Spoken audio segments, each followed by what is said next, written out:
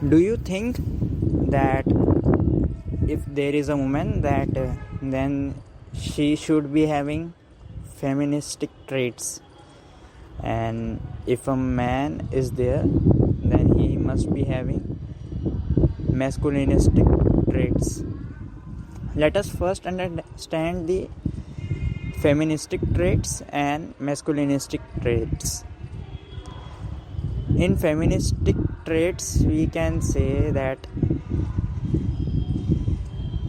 it is in feministic trait there is patience, there is passiveness, there is a sense of love, there is a sense of tolerance. Whereas in masculinistic traits, we can say that there is impatientness, there is intolerantness, and there is aggressiveness, there is violence instead of love. So this is the basic definition we have understood about feministic traits and masculinistic trait. Now further, is it necessary, or do you think is it real that every woman must be carrying feministic trait, or do you think every man must be carrying masculinistic traits? Well, if you think that this should be happen and this is real with every person, then I can say that you are deceiving thyself. You are in a false belief, I can say. See, in general, I am not going to specific person I am not talking about. I am talking about generalization. In general, in Indian society, it is believed that woman is considered of having feministic traits, whereas man is considered of having masculinistic traits. Means woman is considered to be patient, tolerant, having or showing love, whereas a man is considered of having intolerance, impatience, a little bit anger or violence. So these are naturally considered the natural characteristics of female and a male in Indian society generally. But see, there is a difference between generalization and specificalization. In generalization, it gives you a broad idea, not a detailed idea about a particular person, a broad idea about a society, about a group of people. Whereas in specificalization, it means that you are having a detailed study about each person, each being in a country, in a group, or in a society. And this is the problem with you and with many of the people, that people takes generalization as specificalization. They think that in general a woman is considered of having feministic traits, then every woman which they encounter in India must be having feministic traits. No. By generalization, it means that okay, majority of women must be having, but still minority of the women may not be having feministic traits. Minority of the women may be having masculinistic traits. And people believe that according to their sexes, their gender traits are derived. Means If a person is a female, she must be having a feministic trait, and if a person is male, he must be having masculinistic traits. These are false beliefs, I must say. I would like to quote a study conducted by an American sociologist named Margaret Mead around in 1930s, around somewhere. She conducted a study in the country named New Guinea on 3 tribes. First tribe was Arapash tribe. In that tribe, she recognized that both men and women are having feministic traits. Means both men and women are kind, are patient, are tolerant.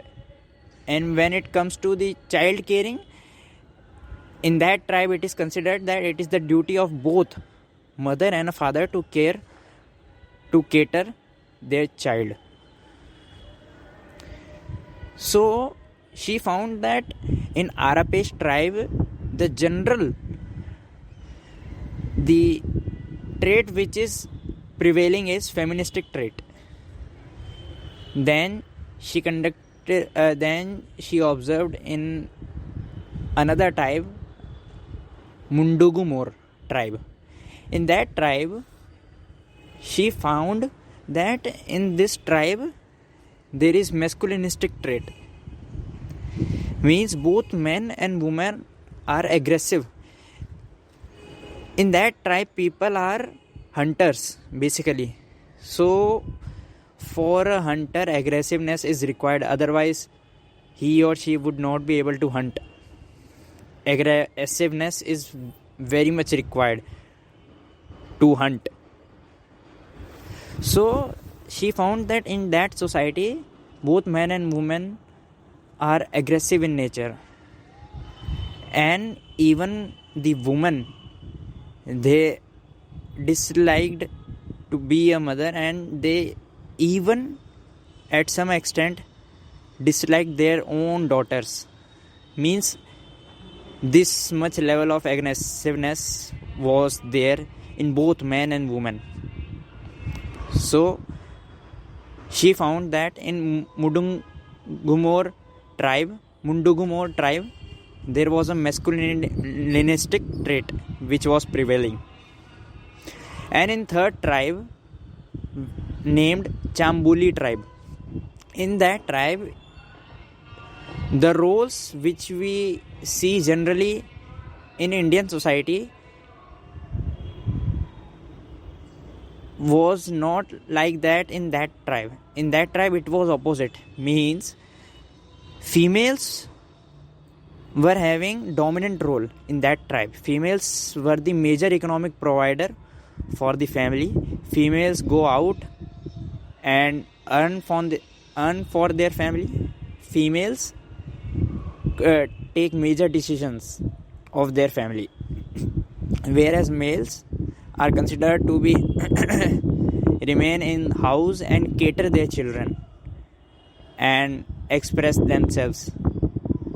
So in that tribe, she found that females were having the roles of like a man in a Indian society, going out and earning for the family, taking major decisions, and men was having the roles like that of woman in Indian society, remaining in household and catering child, nursing child, be expressive, be patient and calm.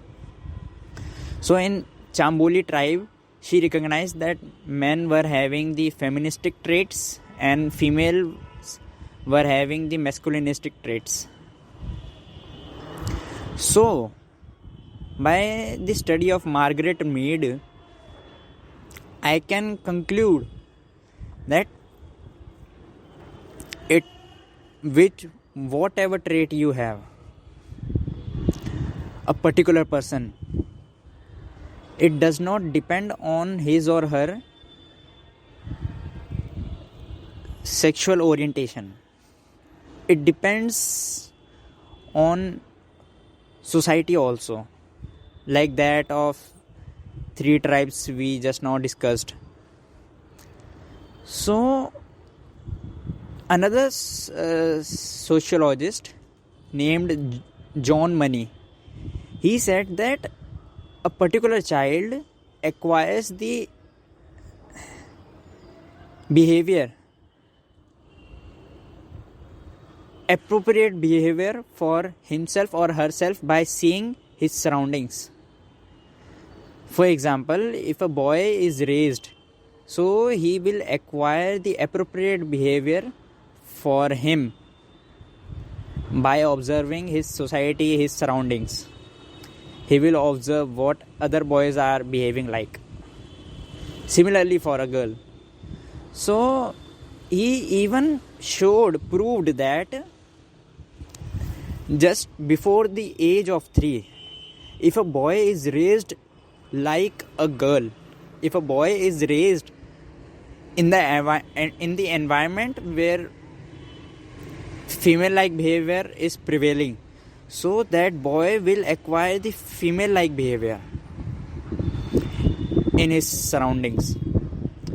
So he proved that what is your trait, it does not depend on your sexual orientation, it depends on your socialization, what you are observing in your society, how you are being raised by your parents. Accordingly, you will acquire the trait. Your culture, your society depends. So, in the study of Margaret Mead, she conducted a study in one country, New Guinea, around 3 different tribes. I further say on that in a particular tribe or in a particular society or in a particular country, each person has different trait. It does not depend the general belief of his or her country, society or group. So next time, if you encounter any person, be it a male or female or any other gender, don't be in a false belief that he or she is a male or female or that person is of any gender. He must be having this appropriate behavior or this appropriate traits, because ultimately you will deceive thyself by your own expectation from that person. So next time, be mindful of this thing, that it is not compulsory, it is not mandatory that a female will be having feministic traits or a male will be having a masculinistic traits. It is quite possible that a male may possess feministic traits, a male may behave like a girl, or a female may behave like a boy. And even you observe thyself from now onwards, how you behave like. And by your false belief of these traits, you repress thyself sometimes. If you are a boy and you wanna express yourself by any way which is associated to female in your society generally, then you will repress thyself, then you will repress that thing, and that will lead to further implications to you only, that repression of your thoughts of expressing like a female. Similarly, vice versa, if you are a female and you want to express something like a boy in your society, a general boy, so you will repress that thing. You will repress that thing in thyself, so that you want to remain a female as per the aspirations of your society. So it will cause loss to you only, not the other members of your society.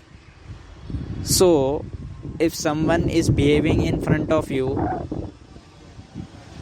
like opposite sex.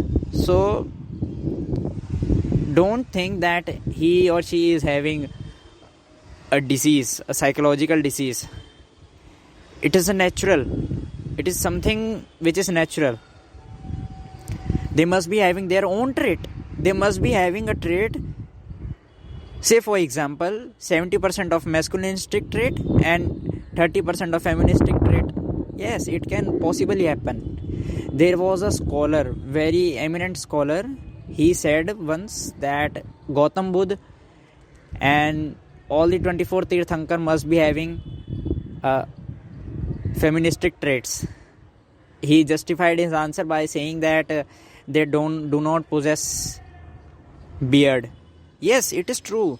If you see the picture of Gautam Buddha or all the 24 Jain Tirthankar, then you will find that they do not possess beard or mustache.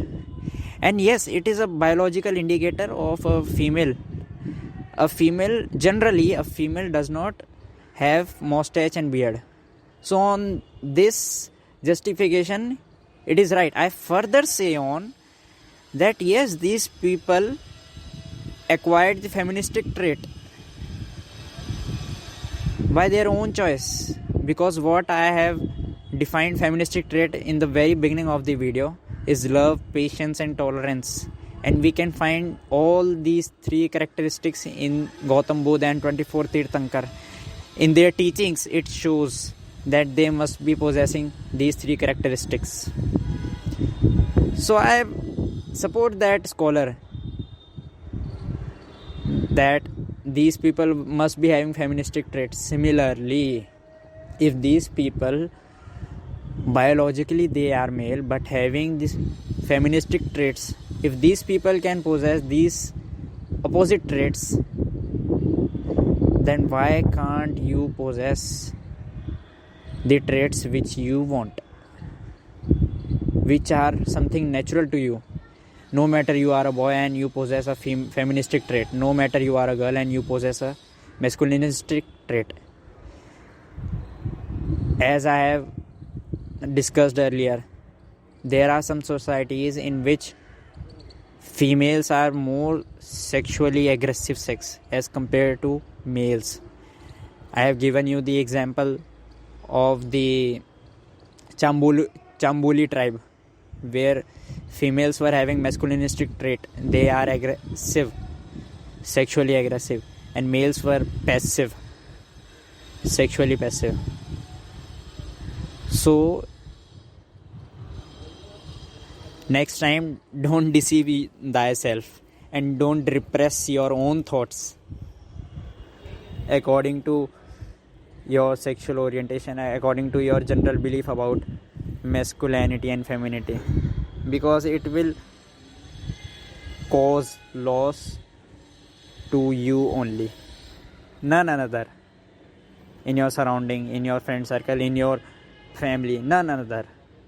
Only you will be suffering. No one would be suffering.